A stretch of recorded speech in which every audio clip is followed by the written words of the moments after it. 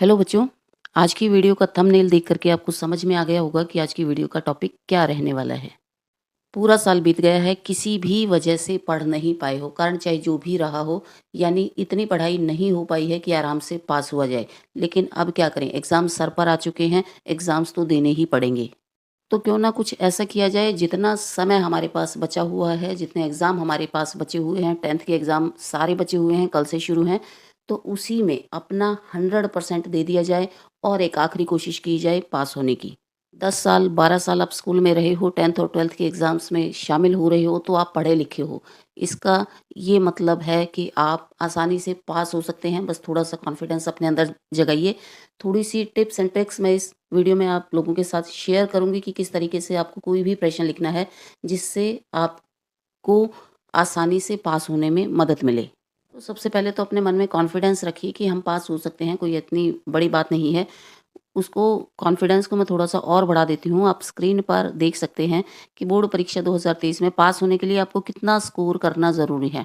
10th में कम से कम आपको 15 नंबर लेने हैं 80 में से। बहुत कम नंबर होते हैं 15 नंबर, 80 में से लेना, 80 नंबर का पूरा पेपर होगा। उसमें से 15 नंबर आपको चाहिए होंगे कम से कम पास होने के लिए, और 12th में कम से कम 26 नंबर आपको चाहिए होंगे पास होने के लिए। तो इन नंबरों को देख कर के अब आपको थोड़ा-सा कॉन्फिडेंस आ जाना चाहिए कि ये तो बहुत थोड़े से नंबर हैं जो हमें लेने हैं। 10th में 15 से 20 नंबर आप ले लेंगे तो बहुत आसानी से आप पास हो जाएँगे, क्योंकि 20 नंबर जो आपने इंटरनल में स्कोर किए हैं, जो आपने फाइलें वगैरह बना बना कर के स्कूल में सबमिट कराई हैं, 20 में से आपके नंबर स्कूल वालों ने लगा दिए होंगे, तो आपको केवल 15 से 20 नंबर आपको चाहिएँगे और आप आसानी से पास हो जाएँगे, क्योंकि कुल मिलाकर आपको 33 नंबर लेने होते हैं। तो अपना थोड़ा-सा कॉन्फिडेंस का लेवल अप रखिए कि आपको 33 नंबर के लिए नहीं भागना है, आपको केवल 15 नंबर के लिए भागना है, और इतना आप कर सकते हैं। 10 साल में इतना आपने ज़रूर पढ़ा होगा कि 80 में से इतना हम ज़रूर कर सकते हैं। 12th का थोड़ा-सा अलग सीन है, आप 10th का बोर्ड पास करके आए या नहीं करके आए हैं, वो एक अलग मैटर है। लेकिन 12th में आपको 80 में से 26 नंबर मिनिमम लेने हैं, क्योंकि उसके बिना आपके प्रैक्टिकल के मार्क्स नहीं जुड़ेंगे। तो आपको ये स्कोर ध्यान में रखना है, और उसके बाद कुछ ऐसी चीज़ें हैं, जिनको मैं आपके साथ शेयर करना चाहती हूँ, जिससे आप थोड़ा-सा 5-4 नंबर की आपको हेल्प ज़रूर मिलेगी। चलिए, वीडियो में डिटेल में जाने से पहले कुछ मेन बातें जो हर एक सब्जेक्ट में, हर एक पेपर में, हर क्लास में यूज़फुल हैं, वो हम देख लेते हैं। सबसे पहली बात, सबसे मेन बात, हर सब्जेक्ट के लिए कोई भी प्रश्न आपको छोड़ना नहीं है। 80 नंबर का मान लो आपका एग्ज़ाम है और आपने 20 नंबर का छोड़ दिया, तो आप केवल 60 नंबर के लिए दौड़ लगा रहे हैं। तो आपको कोई भी प्रश्न छोड़ना नहीं है। सारे के सारे प्रश्न आपको अटेम्प्ट करने हैं। आएँ या ना आएँ वो अलग मैटर है, वो हम बाद में डिस्कस करेंगे कि कुछ प्रश्न ऐसे हैं जो नहीं आ रहे, उसमें हम क्या करें। तो जो आएँ या ना आएँ, प्रश्न हमें सारे अटेम्प्ट करने हैं। प्रश्न का उत्तर लिखेंगे तो ही नंबर मिलेंगे, खाली शीट पर नंबर नहीं मिलते, ये आपको बात ध्यान में रखनी है। हर पार्ट की कहानी को आप याद कर सकते हैं, हर चैप्टर को एक कहानी के रूप में, एक छोटी-सी स्टोरी बना कर के, कहानी बना कर के हर चैप्टर को याद कर सकते हैं। हर चैप्टर के मुख्य पात्र का नाम, मुख्य जगह का नाम, एक आधी घटना, इम्पोर्टेंट कोई डेट है, तो हर एक चैप्टर से जुड़े हुए कुछ कीवर्ड्स याद कर लीजिए 5-7। उतना काफ़ी होगा एक आधा क्वेश्चन अटेम्प्ट करने के लिए, अगर उस चैप्टर में से आता है तो। हर एक चैप्टर में से कुछ कीवर्ड्स आपको ज़रूर पता होने चाहिए। जो प्रश्न पहले आता है, उसे सबसे पहले अटेम्प्ट करें, जो हमें आता है वो मेरे ख़्याल से ठीक होगा, लगभग सही होगा, तो उसे हमें शुरू में अटेम्प्ट करना है। शुरू के 2-4, 5-4 क्वेश्चन, हमारा एक आधा प्रश्न अगर ठीक होगा, तो एग्ज़ामिनर के माइंड पे थोड़ा-सा ये इम्प्रेशन जाएगा कि हाँ, इसको आता है, कुछ तो आता है। तो पहले हमें वो अटेम्प्ट करना है, जो नहीं आता उसको हमें बाद में अटेम्प्ट करना है, लेकिन अटेम्प्ट ज़रूर करना है। मान लो टाइम होने वाला है, थोड़ा-सा 5 मिनट का, 2 मिनट का आपके पास टाइम बचा है, और आपका एक आधा प्रश्न रह गया है। आप उसको बड़ा-बड़ा नहीं लिख सकते, पूरा 5-6 लाइनों में नहीं लिख सकते, तो आप क्या कर सकते हैं, जो 2-3 मुख्य बिंदु आपके ध्यान में आ रहे हैं, उन 2-3 बिंदुओं को पॉइंट्स में लिख दें। तो ये होगा कि कुछ ना कुछ आपको उसमें ज़रूर मिल जाएगा, एक आधा नंबर, अगर आपके पास समय कम बचा है। इसको हम दूसरे सेंस में भी हम यूज़ कर सकते हैं कि बहुत बड़ा आंसर अगर किसी प्रश्न में हम नहीं बना पा रहे, नहीं याद कर पा रहे, हमें कोई बहुत ज़्यादा कीवर्ड हमें नहीं पता, सिर्फ़ 2-3 मुख्य कीवर्ड्स हमें पता हैं, और हम उस प्रश्न में कुछ याद नहीं कर पा रहे, कुछ बना नहीं पा रहे, तो हमें क्या करना है, जो 2-3 मेन पॉइंट्स हमें पता है, हर उस आंसर में हम वो 2-3 मेन पॉइंट्स लिख दें। वो उससे रिलेट करता है, नहीं करता है, वो एग्ज़ामिनर का काम है कि वो कहीं रिलेट कर रहा है या नहीं, वो देखना उसका काम है, आप बस उसको लिख दें। प्रश्न का अगर आपको एक पॉइंट याद आ रहा है, प्रश्न है बड़ा और केवल आपको एक ही पॉइंट याद आ रहा है, तो क्या करोगे, आप उसी पॉइंट को थोड़ा-सा घुमा-फिरा करके, थोड़ा-सा उदाहरण दे करके, फिर दोबारा से उसको दूसरी भाषा में शुरू करके, दूसरे तरीके से शुरू करके, दूसरी भाषा में नहीं, दूसरे तरीके से शुरू करके, घुमा-फिरा करके उसको थोड़ा-सा बड़ा करके लिख दो। यानी एक ही पॉइंट को थोड़ा-सा ज़्यादा एक्सप्लेन कर दो, उतने नंबर के लिए जितने नंबर का वो प्रश्न पूछा गया है। उसमें अगर 2-3 पॉइंट करने थे, आपको एक ही आ रहा है, तो एक को ही थोड़ा-सा घुमा-फिरा के कर दो। ये कुछ ऐसी टिप्स हैं जो हर एग्ज़ाम में, हर पेपर में, हर क्वेश्चन पर आप लागू कर सकते हैं। चलिए आगे बढ़ते हैं अपने वीडियो में। हर पेपर में पैराग्राफ वाले क्वेश्चन ज़रूर आते हैं, चाहे कोई भी सब्जेक्ट हो। मैथ का मुझे आइडिया थोड़ा कम है, बाकी हर सब्जेक्ट में पैराग्राफ वाले क्वेश्चन ज़रूर आते हैं। तो हम क्या करते हैं, पैराग्राफ पढ़ते हैं, फिर क्वेश्चन आंसर पढ़ कर के उनको टिक लगा देते हैं अपने दिमाग से। बिल्कुल भी आपको परेशान होने की ज़रूरत नहीं है। पैराग्राफ शुरू में पढ़ने का टाइम है तो आप पढ़ लीजिए, नहीं तो आप पहले प्रश्न पढ़ें। पहला प्रश्न पढ़ें और उसके बाद पैराग्राफ पढ़ें। हो सकता है पहली बार में आपको पहले प्रश्न का आंसर ना मिले, टेंशन लेने की ज़रूरत नहीं है। फिर आपको दूसरा प्रश्न पढ़ना है, फिर दोबारा से एक बार पैराग्राफ को जल्दी-जल्दी से पढ़ लेना है। इस तरीके से जब आप 2-3 बार पैराग्राफ पढ़ लोगे, तो उस पैराग्राफ में से कुछ ऐसे शब्द आपको नज़र आ जाएँगे जो किसी न किसी लाइन में और किसी न किसी क्वेश्चन में सेम होंगे। आपको जो है एग्ज़ाम रूम में पेंसिल अपने साथ लेकर जानी है, रबड़ अपने साथ लेकर जानी है। पहले आप प्रश्न पढ़ें और उसके बाद जब आप पैराग्राफ पढ़ रहे होंगे तो आपको कुछ-कुछ ऐसे शब्द नज़र आ जाएँगे जो प्रश्नों में भी होंगे और जो उस आंसर में भी होंगे। तो उस पेंसिल से हल्की सी लाइन खींच लें क्वेश्चन पेपर के ऊपर, हालाँकि उसके ऊपर कुछ लिखना चीटिंग माना जाता है, उसको अवॉइड करते हैं, पर डॉट लगा लें, थोड़ा-सा आपको आइडिया रहेगा कि हाँ, ये शब्द मैंने प्रश्न में पढ़ा था। तो इस तरीके से आप कुछ कीवर्ड्स, कुछ शब्द ढूँढ लें जो पैराग्राफ में भी हैं और प्रश्न में भी हैं। बहुत ज़्यादा अगर आपको समझ नहीं आ रहा है, इनका मतलब क्या निकल रहा है और ये किस सेंस में जा रहे हैं, तो बहुत ज़्यादा परेशान होने की ज़रूरत नहीं है। बस क्वेश्चन में कुछ शब्द हैं और पैराग्राफ में कुछ शब्द हैं या लाइनें हैं, उनको मैच कर लेना है, उनको छाँट लेना है और उनको टिक कर लेना है। बहुत सारे क्वेश्चंस आपके सही होने की संभावना बन जाएगी। पैराग्राफ वाले क्वेश्चंस बहुत हेल्प करते हैं आपको पास कराने में। पैराग्राफ वाले क्वेश्चंस को चाहे उनमें थोड़ा-सा ज़्यादा टाइम लगे, क्योंकि आंसर उसी के अंदर छिपे होते हैं, आपको बस ढूँढना है। तो चाहे आपको थोड़ा-सा टाइम ज़्यादा लग जाए, 2 बार 3 बार आपको पैराग्राफ को पढ़ना पड़ जाए तो कोई बात नहीं, क्योंकि वो आंसर आपके सामने है। एक तरीके से आपको बुक में से आंसर ढूँढने हैं, आप बुक लेकर के बैठे हुए हो, तो उस पर थोड़ा-सा टाइम लगाएँ। प्रश्नों को 2-3 बार पढ़ लें और पैराग्राफ को 2-3 बार पढ़ लें, ज़रूर आप 50-60% क्वेश्चंस को ठीक कर लोगे। आगे बढ़ते हैं। उसके बाद हर पेपर में एमसीक्यू आपके ज़रूर होते हैं। एमसीक्यू में आपके सामने कोई पैराग्राफ नहीं होता, केवल एक प्रश्न होता है और 4 उत्तर होते हैं। आपको एक प्रश्न के 4 उत्तरों में से एक सबसे अच्छा उत्तर छाँटना होता है। तो आपको अगर उत्तर आता है तो सबसे अच्छी बात है, उसके लिए तो कोई सॉल्यूशन या कोई टिप्स की ज़रूरत ही नहीं है। लेकिन अगर आपको कोई आइडिया नहीं है, कोई भी आइडिया नहीं है कौन से चैप्टर में से आया है, तो आप किस तरीके से एमसीक्यू वाले क्वेश्चन पर तुक्का लगा सकते हैं। एमसीक्यू के 4 उत्तर हैं और चारों उत्तरों में से अगर कोई ऐसा उत्तर है जो सबसे बड़ी लाइन में लिखा हुआ है, जिसमें ज़्यादा शब्द हैं, जो बड़ा-सा उत्तर दिख रहा है, अक्सर वही उत्तर ठीक होता है। 3 छोटे-छोटे उत्तर मिलेंगे और एक थोड़ा-सा बड़ा आंसर मिलेगा, वो आंसर अक्सर ठीक होता है। तो 70% संभावना होती है कि वही आंसर हो, तो आप उसको टिक कर सकते हैं अगर आपको कोई आइडिया नहीं है कि ये किस चैप्टर में से है और इसका आंसर क्या रहने वाला है। एक दूसरी टिप है एमसीक्यू के लिए, सबसे मुश्किल लगने वाला आंसर है वो भी अक्सर ठीक होता है। 4 शब्द दिए गए हैं, उन शब्दों में से 3 आपको आसान लग रहे हैं, एक आपको बिना पढ़ा हुआ सा बहुत मुश्किल सा लग रहा है, तो वो आंसर हो सकता है, क्योंकि उसकी तुलना में बाकी 3 शब्द आपको आसान लग रहे हैं, तो उसकी संभावना आंसर होने की बढ़ जाती है। उसके बाद कुछ इस तरीके के एमसीक्यू के आंसर होते हैं कि 3 आंसर ऊपर दे दिए और चौथा आंसर होता है उपरोक्त सभी, यानी डी आंसर होता है। उपरोक्त सभी का मतलब कि ऊपर जो तीनों दिए गए हैं वो सही हैं। तो उपरोक्त सभी वाला आंसर अक्सर ठीक होता है, सबसे ज़्यादा ठीक उपरोक्त सभी वाले ही होते हैं। और अगर उपरोक्त सभी वाला ऑप्शन किसी एमसीक्यू के अंदर ना हो, तो कई बार ऐसे ऑप्शन होते हैं ए और बी, कि ये दोनों ठीक हैं, ए और बी दोनों ठीक हैं, तो आपको ऐसा आंसर ढूँढना है जिसमें ए और बी लिखा हुआ हो कि ये दोनों ठीक है। ज़रूरी नहीं कि ए और बी, बी और सी भी हो सकता है, सी और डी भी हो सकता है, यानी कि एक से ज़्यादा आंसर वाला ऑप्शन भी अक्सर ठीक होता है कि 2 लाइनें दे दी और उसके बाद लिख दिया कि ये दोनों, तो जो दोनों वाला ऑप्शन है वो भी अक्सर ठीक होता है। तो एमसीक्यू के लिए आपको ये 2-3 टिक मैंने बताई। इस टिप को आप फॉलो कर सकते हैं अगर आपको कोई एमसीक्यू नहीं आता उस केस में। जो मैंने बताया ना तो आपको उपरोक्त सभी मिला, ना कोई आपको बड़ी लाइन वाला आंसर मिला, ना कोई ये दोनों वाला आंसर मिला, तो आपको क्या करना है, आपको एमसीक्यू वाला क्वेश्चन सबसे लास्ट में अटेम्प्ट करना है ताकि एग्जामिनर पर गलत इंप्रेशन ना पड़े और आपके सारे एमसीक्यू अगर शुरू में गलत होने लगे तो उसे लगेगा कि बच्चे को बिल्कुल कुछ नहीं आता। इसलिए एमसीक्यू में अगर आपको कोई आइडिया नहीं लग रहा है तो उस एमसीक्यू को सबसे एंड में अटेम्प्ट करें और आपको क्या करना है, जब उस क्वेश्चन को आप अटेम्प्ट कर रहे हैं तो सारे ऑप्शन लिख दें, ए बी सी और डी सारे ऑप्शन, और उन सारे ऑप्शंस के आंसर भी लिख दें। ये इसलिए कि अगर एंड तक आपको पता लग जाए, कहीं आप अपने फ्रेंड से पूछ करके आपको सही आंसर किसी क्वेश्चन का पता लग जाए तो एंड मोमेंट पर आप उसको टिक कर सकते हैं। अगर टिक नहीं किया, एंड मोमेंट तक आपको नहीं पता चला, तो उसको छोड़ दें, ऐसे के ऐसे चारों आंसर आप उस पर लिखे रहने दें। पैराग्राफ हमने डिस्कस कर लिया कि पैराग्राफ अगर आए तो उसको किस तरीके से अटेम्प्ट करें।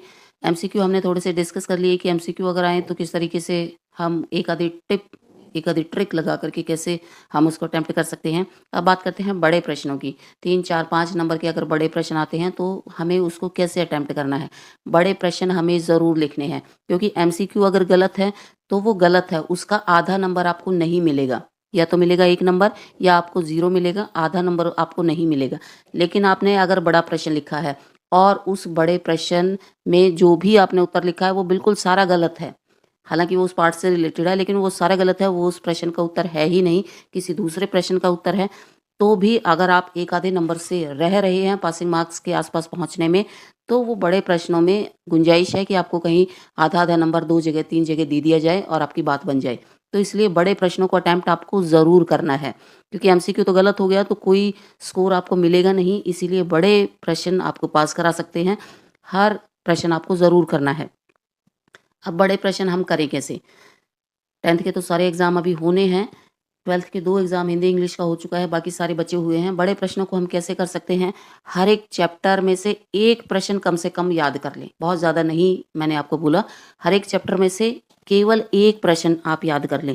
ये जितने चैप्टर आपको याद हो सकते हैं 2, 4, 5, 7, एक-एक प्रश्न हर एक चैप्टर में से याद कर लें। बड़े प्रश्नों में अगर उससे मिलता-जुलता प्रश्न आ जाए तो ठीक बात है, वो लिख देंगे, वो तो ऐसा हो गया बिल्कुल आपकी लॉटरी निकल आई, जो प्रश्न आपने याद किया वही आपको मिल गया। और अगर वो प्रश्न बड़े प्रश्नों में ना आए तो हमें किस तरीके से लिखना है? हमें इस तरीके से लिखना शुरू करना है कि मान लो हम उस प्रश्न का ही उत्तर लिख रहे हैं, अपने प्रश्न की भाषा से उत्तर लिखना शुरू करना है और उत्तर हम वो लिख देंगे जो हमें आता है।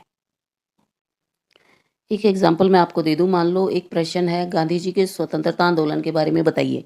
हमें बिल्कुल आइडिया नहीं है, लेकिन इस चैप्टर से हमने एक प्रश्न याद किया है, गांधी जी के जीवन के बारे में बताइए। तो गांधी जी के जीवन के बारे में हमें पता है, स्वतंत्रता आंदोलन के बारे में नहीं पता, तो हम अपने उत्तर को कैसे लिखना शुरू कर सकते हैं? प्रश्न में क्या पूछा है? स्वतंत्रता आंदोलन। तो हम इस तरीके से लाइन बना सकते हैं, गांधी जी का स्वतंत्रता आंदोलन इस प्रकार था, उनका जन्म इतने इतने में हुआ, यहाँ हुआ, उन्होंने ऐसे ऐसे पढ़ाई करी, ये सारा हम आगे जोड़ सकते हैं जो हमें एक्चुअल में याद है। तो ये एक हमारी कोशिश है कि क्या पता ये ट्रिक हमारी काम कर जाए, एग्जामिनर में भी पहली लाइन से ही इम्प्रेस हो जाए कि उसे लगे कि हाँ शायद उत्तर ठीक लिखा होगा, और क्या पता हमें एक आधा नंबर मिल जाए। अगर हमें बिल्कुल नहीं आता तो उस सिचुएशन में आपको ये काम करना है। हिंदी में, इंग्लिश में और संस्कृत में अनुच्छेद आपको आते हैं लिखने के लिए, निबंध आते हैं, पत्र आते हैं, तो ऐसे वाले प्रश्न बड़े नंबर के होते हैं, 5 नंबर के, 6 अंकों के, इस तरीके के प्रश्न होते हैं, उनको बिल्कुल भी छोड़ना नहीं है। किसी भी प्रकार का अगर टॉपिक आए, आपको बहुत अच्छा उस टॉपिक पर लिखना नहीं आता तो भी कोई बात नहीं, सारे संकेत उसके अंदर दिए होते हैं कि इन पॉइंट्स को लेकर के आपको पत्र लिखना है, इन पॉइंट्स को लेकर के आपको जो है अनुच्छेद लिखना है। उन्हीं एक-एक पॉइंट को हमें एक-एक लाइन में बदल देना है। एक-एक पॉइंट उठाना है और उस एक पॉइंट से जोड़ करके, सोच करके एक-एक छोटी-छोटी लाइनें हमें बना देनी है, और उसको जब हम लिखेंगे तो हमारा एक एवरेज सा छोटा-सा अनुच्छेद बन जाएगा। पत्र किसको लिखना है और क्या लिखना है ये पत्र के अंदर ही लिखा होता है, तो ध्यान से उस प्रश्न को पढ़ेंगे। किसको लिखना है ये भी पता लग जाएगा, तो जिसको लिखना है तो सेवा में करके उसको हम पहले लिख देंगे और क्या लिखना है वो महोदय के बाद करके लिख देंगे। तो बहुत आसान होता है पत्र लिखना। अगर छोटे-छोटे वाक्य बनाने हमें आते हैं, तो किसको लिखना है, क्या लिखना है, दोनों चीज़ें पत्र के अंदर दी गई होती हैं। आपका नाम क्या होने वाला है, ये भी पत्र के क्वेश्चन के अंदर दिया होता है, हमें वही नाम लिखना है। जो बहुत सारी स्पेलिंग मिस्टेक हम करते हैं, उनसे बचने का एक आसान तरीका है कि स्पेलिंग्स हम पेपर के क्वेश्चन में से देख करके लिख दें। उसमें से देख करके अगर लिखेंगे तो हमारी स्पेलिंग्स मिस्टेक होने की संभावना थोड़ी-सी कम हो जाएगी, हमारी कॉपी साफ-सुथरी लगेगी और लगेगा एग्ज़ामिनर को कि बहुत अच्छा लिखना आता है, स्पेलिंग मिस्टेक भी बहुत कम है। 5 नंबर का ये अनुच्छेद, लेटर, पैराग्राफ वाला क्वेश्चन, नोटिस, इस तरीके के जो प्रश्न हैं आपको ज़रूर अटेम्प्ट करने हैं। 5 नंबर वाला अगर आपका बिल्कुल ही गलत है, तो भी कहीं आप 1-2 नंबर से मार खा रहे हैं, तो 1-2 नंबर की संभावना 5 नंबर वाले क्वेश्चन में ज़रूर बनी रहती है। ये आपको ध्यान रखना है बार-बार। एमसीक्यू वाले उसमें नहीं बनी रहती। 1-1 नंबर के छोटे प्रश्न हैं, उनमें इतनी गुंजाइश नहीं होती, बड़े प्रश्नों में ज़्यादा गुंजाइश होती है। तो बड़े प्रश्न आपको भर-भर के लिखने हैं, बड़े-बड़े लिखने हैं, सारे अटेम्प्ट करने हैं। 10th की साइंस में कुछ इंपॉर्टेंट डायग्राम आपको टीचर्स ने नोट कराए होंगे, वो बिल्कुल डायग्राम आप याद करके जाएँ, उनकी अच्छे से प्रैक्टिस कर लें। डायग्राम जो है आपको हमेशा पेंसिल से बनाने चाहिए। ठीक इसी तरीके से मैथ में जो त्रिभुज और जो बाकी चीज़ें आपको बनानी होती हैं, रेखागणित में, वो सारी आपको पेंसिल से ही बनानी चाहिए। किसी प्रश्न में अगर डायग्राम नहीं पूछा गया है, लेकिन आपको आता है, तो भी आप बना सकते हैं। उससे कुछ नेगेटिव इफ़ेक्ट नहीं पड़ेगा, कुछ पॉज़िटिव ही पड़ेगा। ये मान लो आपका क्वेश्चन गलत हो रहा है, जो आंसर आपने लिखा है, लिखने वाला गलत हो रहा है और डायग्राम में गुंजाइश है आपको 1 आधा नंबर मिल जाए, उस प्रश्न से अगर संबंधित है आपका डायग्राम तो 5-7 डायग्राम अच्छे से रट जाएँ और उनको प्रैक्टिस कर लें बार-बार सुंदर-सुंदर से बनाने की। उसमें कोई बहुत ज़्यादा याद हमें नहीं करना है, तो डायग्राम ज़रूर याद करके जाएँ और आंसर शीट पर अपने डायग्राम ज़रूर बना करके आएँ। किसी प्रश्न में नहीं पूछा गया डायग्राम तो भी कोई बात नहीं, अपनी तरफ से बना दें अगर आपके पास टाइम है तो। मैथ का बहुत ज़्यादा आइडिया मुझे नहीं है, लेकिन मैथ का जितना मुझे पता है कि हर स्टेप के नंबर होते हैं 10th में। जितने भी प्रश्न हम करते हैं, उसमें हर स्टेप के नंबर डिवाइड होते हैं। एक बार बोर्ड में इंस्ट्रक्शन ये भी आया था कि बच्चा अगर प्रश्न का पहली लाइन या पहला अक्षर या पहला स्टेप भी लिखता है, तो भी उसको 1 नंबर ज़रूर दिया जाएगा, वो कटेगा नहीं। पहले स्टेप का मतलब केवल आपने अगर रकम उतारी है, जो उस प्रश्न में है, तो भी आपको 1 नंबर मिल जाएगा। प्रश्न पूरा नहीं आता तो उसको करना ज़रूर शुरू करें, क्योंकि अगर वो इंस्ट्रक्शन सचमुच में अब की बार भी अगर लागू होती है और पहले 1-2 स्टेप भी आप कर सकते हैं, तो उनको ज़रूर करें। प्रश्न पूरा नहीं आता कोई बात नहीं, उसको शुरू ज़रूर करें। जहाँ तक आपको आता है, जितने स्टेप आपको आते हैं, उतने स्टेप ज़रूर करें। एंड में जाकर के आंसर गलत निकल रहा है, तो भी कोई टेंशन लेने वाली बात नहीं। जहाँ तक के आपके स्टेप ठीक होंगे, वहाँ तक के आपको मार्क्स मिल जाएँगे। जो गलत होगा, जहाँ से गलत होगा, वहाँ से आपका वो कट जाएगा। 2-3 चैप्टर आपके ऐसे ज़रूर होंगे पूरी बुक में से जो थोड़े से आसान होंगे कंपैरेटिवली बाकी बुक के। कुछ चैप्टर ऐसे होंगे जो थोड़े से आसान होंगे। अगर वो आसान चैप्टर आपको पूरे-पूरे भी नहीं आते हैं, तो उनके आप शुरू के 1 स्टेप, 2 स्टेप, 3 स्टेप जितने भी आपको आते हैं, उनको आप ज़रूर याद कर सकते हैं। इस तरीके से आपके क्वेश्चन पेपर में जितने भी प्रश्न हैं, उनमें से अगर आपने 15 प्रश्न भी लिखने शुरू कर दिए और हर 15 प्रश्नों के एक-एक स्टेप, शुरू वाले स्टेप आपने रकम लिख दी, जोड़, घटा, गुणा, भाग या जो भी उसमें लगाना है, वो फ़ॉर्मूला आपने लिख दिया, फ़ॉर्मूला लगा दिया, तो भी आपको 1-1 नंबर अगर मिलेगा, तो 15 स्टेप्स के आपको 15 नंबर आप मान सकते हैं, उम्मीद कर सकते हैं कि आपके बन जाएँ।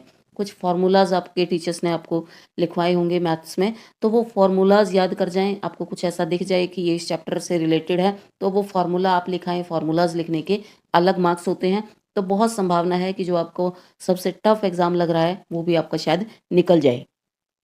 जिस सब्जेक्ट में मैप आता है, उसमें मैप हमें ज़रूर अटेम्प्ट करना है। मैप को पेंसिल से ही भरना होता है, उसको पेन से ना भरें, पेंसिल से ही भरना होता है। अगर आपको एग्ज़ैक्ट वो जगह पता है कि ये शहर या जो जगह पूछी है, इस जगह है, तो आप डॉट बना करके उसको भर दें। अगर आपको नहीं पता एग्ज़ैक्ट कहाँ है, आपको ये पता है कि नीचे की तरफ है या इस तरफ है, दाएँ तरफ है, बाएँ तरफ है, तो आप उसको सिंपली बस वहाँ उस जगह का नाम लिख दें, डॉट बनाने की आपको ज़रूरत नहीं है। आईडी के आधार से आपको जो ठीक लगे वो कर दें, लेकिन अटेम्प्ट ज़रूर करें।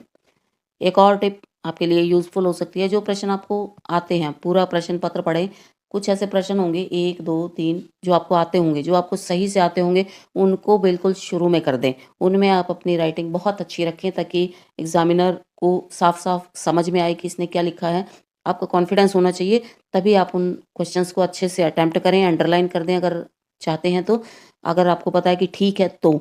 और अगर कुछ ऐसे प्रश्न हैं जो आपको लगता है कि इसमें मुझे तुक्के मारने पड़ेंगे, इसमें मुझे चैप्टर की समरी लिखनी पड़ेगी, कुछ नहीं आता, इसमें मैंने केवल जो एक प्रश्न याद किया है वही इसमें चिपकाना पड़ेगा, तो उसको हम थोड़ी कम अच्छी हैंडराइटिंग में लिख सकते हैं, घसीटे मार करके उसको हम लिख सकते हैं। लेकिन ये काम हमें एंड में करना है, शुरू में कॉपी हमारी साफ-सुथरी दिखे। उसके बाद एक और जनरल सी बात आती है कि प्रश्न हमने कभी पढ़ा हुआ है लेकिन अब याद नहीं आ रहा, उसको हमें बनाकर लिखना है कि किस तरीके से प्रश्न को हम बना कर अपनी भाषा में लिखें। तो हमें क्या करना है, प्रश्न को ध्यान से 2-3 बार हमें पढ़ना है। जब प्रश्न को हम ध्यान से 2-3 बार पढ़ेंगे तो हमारे माइंड में वो पाठ, उस पाठ से जुड़े हुए कुछ मुख्य बिंदु अपने आप ध्यान में आ सकते हैं। उन मुख्य बिंदुओं को हम एक जगह पेंसिल से लिख लें। प्रश्न हम बार-बार पढ़ेंगे तो प्रश्न पढ़ने के साथ-साथ हमारे माइंड में कुछ चीज़ें आनी शुरू हो जाएँगी कि कभी हमने वो चैप्टर बैठ कर के सुना होगा जब टीचर पढ़ा रहा होगा, या कभी पढ़ा होगा, कुछ चीज़ें हमारे दिमाग में क्लिक कर जाएँ, कुछ मुख्य बिंदु आ जाएँ, तो पेंसिल से आंसर शीट की एंड वाले पेज पे उसको हम लिख सकते हैं। एक पेज को हम रफ पेज की तरह से यूज़ कर सकते हैं। तो एंड वाले पेज पर हम मुख्य बिंदुओं को पेंसिल से लिख लें, जो-जो हमारे माइंड में उस क्वेश्चन से रिलेटेड आते जा रहे हैं। फिर 5-6 शब्द मान लो हमारे पास इकट्ठे हो गए कि इस चैप्टर में ये था। मान लो कोई चैप्टर है, उस चैप्टर से रिलेटेड आपको किसी व्यक्ति का नाम याद आ गया, किसी स्थान का नाम याद आ गया, या कोई थोड़ी-सी स्टोरी याद आ गई, या कुछ डायलॉग याद आ गया कि ऐसे-ऐसे ये स्टोरी बनी थी, ये ऐसे आगे बढ़ी थी। तो 2-4 पॉइंट आपको अगर याद में आ गए हैं, तो उन 2-4 पॉइंट्स को सीक्वेंस में जोड़ लें कि पहले क्या आएगा, फिर क्या आएगा, पहले क्या हुआ था, फिर क्या हुआ था। इस तरीके से उसको सीक्वेंस में जोड़ लें और सीक्वेंस में जोड़ने के बाद जो है अपना क्वेश्चन लिख दें। प्रश्न जो है हर हाल में जुड़ा हुआ आपस में दिखना चाहिए। ये ना हो कि ये आइडिया लग जाए एग्जामिनर को कि इसको कुछ नहीं पता, चैप्टर की समरी लिखी है तो समरी भी नहीं पता। तो उस तरीके से ना हो, थोड़ा-सा कोशिश करें कि वो सीक्वेंस में जुड़ना चाहिए प्रश्न। तो ये थी आज की हमारी वीडियो। मैंने कोशिश की है कि कोई भी बच्चा कोई भी प्रश्न ना छोड़े। बहुत अच्छे बच्चे भी कई बार ऐसे प्रश्न होते हैं जो बिल्कुल नहीं आते तो वो उनको बिल्कुल छोड़ आते हैं, तो छोड़ना नहीं है। मैंने कुछ ऐसे टिप्स आपके साथ शेयर करने की कोशिश की कि मुझे लगता है कि अगर हमारे सामने कोई ऐसी आंसर शीट आए और उसमें ऐसा सब कुछ लिखा हुआ हो, तो हम क्या करेंगे? अगर बच्चा कुछ नंबर से रह रहा हो तो उसमें हम जो है मार्क्स दे देंगे। तो मैंने अपने पॉइंट ऑफ व्यू से इस वीडियो को बनाने की कोशिश की है। होप आपको भी कुछ टिप्स अपने काम के इसमें ज़रूर मिल जाएँगे और इस वीडियो से आपको ज़रूर हेल्प मिलेगी। थोड़ा बहुत कॉन्फिडेंस आपके अंदर आ गया होगा कि पूरे साल अगर कुछ नहीं पढ़ा तो भी हम पास होने की रेस में दौड़ सकते हैं। अपना लास्ट ट्राई कर सकते हैं, अपना 100% देने की कोशिश कर सकते हैं।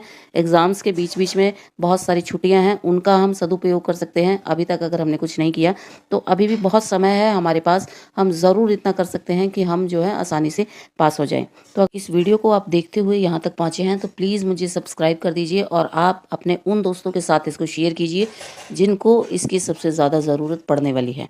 Thanks for watching and wish you all the best for your exams.